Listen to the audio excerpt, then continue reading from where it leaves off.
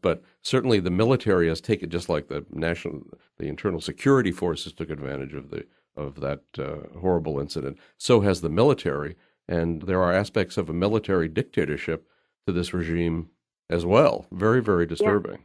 Yeah, I have to say I entirely agree with you. Let me give you one example. I have this wonderful community on my Facebook, quote unquote, fan page. I hate that word.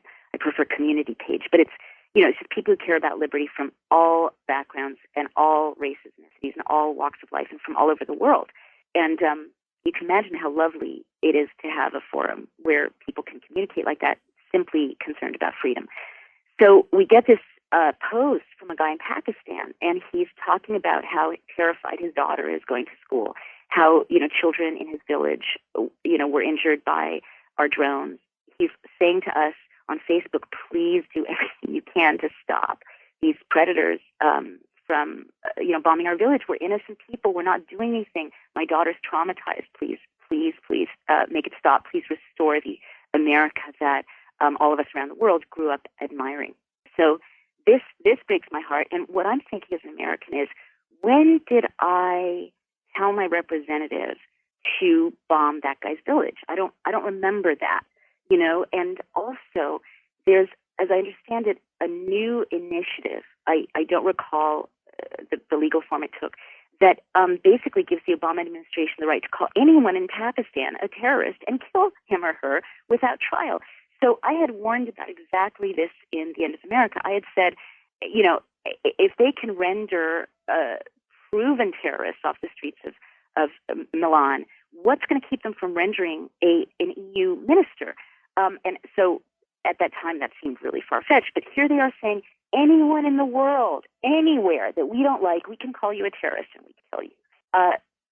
How is that not a kind of satanic rogue empire that's holding the whole world hostage? Right now, there's this kind of benign ignorance and racism kind of masking the severity of this for Americans. We're sort of thinking, well, they're Pakistani, whatever, we don't really know who they are. It could be Al-Qaeda. I'm sure the military knows what they're doing. This guy, we get these reports from people out there in Pakistan, like pleading for their lives, and there's no review, there's no transparency. Who is being killed? We just don't know. There's no accountability. We've set assassins. Our president has set assassins loose around the world. That, Iran-Contra, those hearings took place because you're not supposed to send assassins on the loose around the world without, review. I mean, illegally. So I guess what I keep trying to say to people, wake up, wake up, wake up. If they can do this to brown people overseas, they can do it to you and me at home. Racism only kind of delays our understanding of what this means.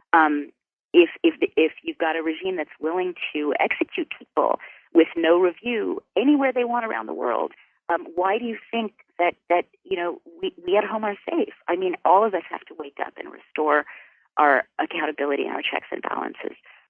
This is so much worse than even, Lew, when you and I talked last time. Thank goodness you're doing what you're doing, and I want to recommend that everybody take a look at The End of America, still a very great and important book. Especially take a look at Give Me Liberty. Take a look at Naomi's fan page. Everything will be linked on LRC, her movie, the trailer to her movie, and take a look at all her books. And Naomi Wolf, we can't thank you enough for all you're doing and being such a bright light in a very dark time.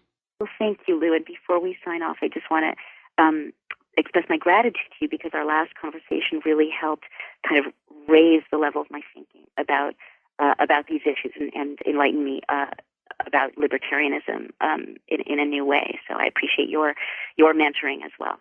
Thanks, Naomi. Bye-bye. Bye-bye. You've been listening to The Lew Rockwell Show, produced by LewRockwell.com, the best-read libertarian website in the world. If you'd like to advertise on this podcast or on the website, email advertising LewRockwell.com. And thanks for listening.